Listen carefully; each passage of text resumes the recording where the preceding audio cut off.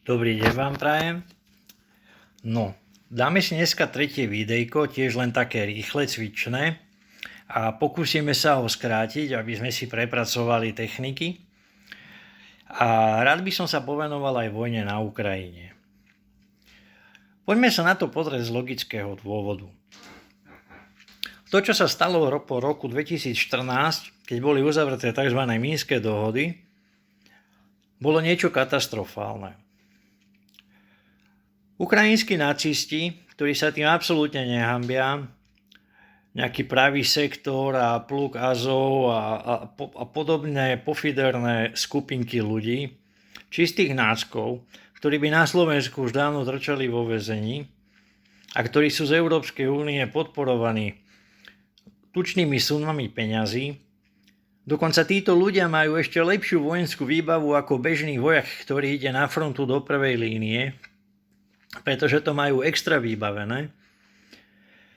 Tak títo ľudia sa nevenovali ničomu inšiemu ako ostreľovaní Dohanskej a Luhanskej republiky, vraždení civilistov. Už si nepamätám teraz presne, ktoré mesto to bolo. Jednoducho vystrelia kazetovú muníciu, ktorá je celosvetovo zakázaná, a len tak si už strelia na miestne trhovisko, kde zabijú 120 ľudí. V ďalšom mestečku pri jednaní teda poslancov, kde bol teda akože mestský parlament, akurát schvaľoval nejaké dôležité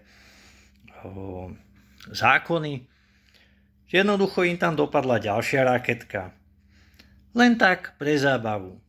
Proste títo ľudia sa vyžívali v tom, že zabíjali Rusov a pre nich Rusi boli podľudia. Presne tak isto ako aj nacisti. Samozrejme celá Európska únia ich podporuje.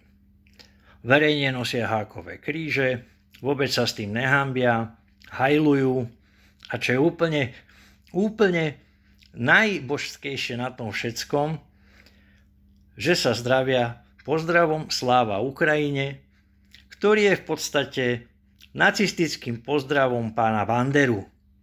To je ako keby sme sa tu začali zdraviť Heil Hitler. Lenže všetci im to tolerujú a všetko je v poriadku. No tak títo človečíkovia proste jednoducho útočili na ruské obyvateľstvo a samozrejme, že Rusi sa už na to nemohli pozerať. A ani sa im nedivím. No a potom, keď nastúpil premudrelý pán Zelenský, ktorý je prefetovaný jak hovado, lebo toľko kokainu, čo on vyfetuje, to ani nestíhajú nosiť z Brazílie, tak proste táto prepnutá hlavička si jednoducho zmyslela, že chce ísť do NATO. Teraz si skúsme predstaviť, že by Rusko a Mexiko uzavreli nejakú bilaterálnu dohodu o vojenskej spolupráci a že Rusi by rozmiestnili v Mexiku svoje základne, svoje nejaké protiraketové alebo raketové zariadenia a podobne, čo by sa asi tak stalo. Predpokladám, že do 3 dní by Mexiko a Amerika napadla. Tak ako napadla Kubu, keď sa tam Rusi pokúšali v 60. rokoch preniesť svoje atomové zbrania a rozmiestniť ich tam a takisto ďalšie balistické rakety. Takže proste matematika je jednoduchá.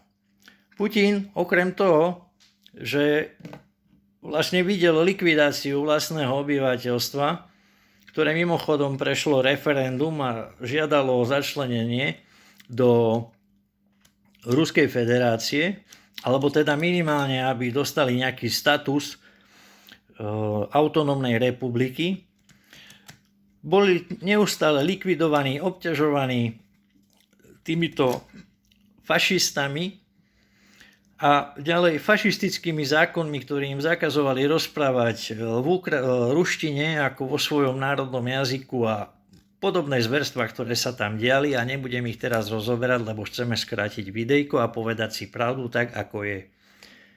Takže niečo také, ako že vojna bola nevyprovokovaná a že Rusi si len tak proste vtrhli na Ukrajinu, je totálna somarina.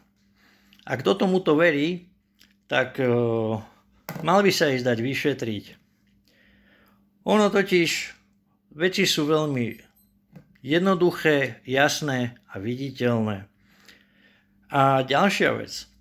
Už len to, že Rusi to nazvali špeciálna vojenská operácia a nenazvali to vyslovene vojnou a vyhlásením vojny a podobnými vecami, pretože oni chcú len vyčistiť Ukrajinu od tejto zgerby, nastoliť tam poriadok a v ďalšom rade nepripustiť, aby sa americké alebo iné armády dostali na územie Ukrajiny, kde by budovali svoje základne, ktoré by respektíve potom mohli ohrozovať priamo Rusko na jej hraniciach. Takže to, čo urobili Rusi, bolo absolútne logické a tváriť sa teraz, že to nie je pravda, je totálna blbosť. Ďalšia vec. Pozrime sa, koľko miliárd je posielaných takmer každý týždeň na Ukrajinu. Chápem, že je to krajina v krachu a že potrebujú financovať všetko možné. Ale veľmi zaujímavé na tom je to, ako niektorí generálovia si pokupovali rôzne vily a tak ďalej v zahraničí, o tom, aký obrovský ranč má v Taliansku pán Zelenský a ako celkom slušne na tom bohatnú. Dokonca ma zaujalo jedno videjko, kde pár kilometrov od frontovej línie starostá obce zahlásil: neposielajte nám potraviny, neposielajte nám lieky, my ich nepotrebujeme, máme ich dosť. Pošlite nám peniaze, aby sme mohli stavať škôlky. No pardon, 10 kilometrov od frontovej línie chceš stavať škôlku? Alebo si chceš pichnúť peniažky do vačku? Samozrejme, potom po vojne, keď už bude všetko spálené, nikto na nič nepríde a ty budeš mať pekne natlačené konto. A to sú len malinké omrvinky z toho všetkého, čo sa deje na Ukrajine, ako to tam vyzerá, aká je o tom pravda, a otvorme si už konečne všetci oči. A to, že sa posielajú tieto pôžičky, ak si Ukrajinci myslia, že to je zadarmo, tak sú veľmi ťažko na omyle.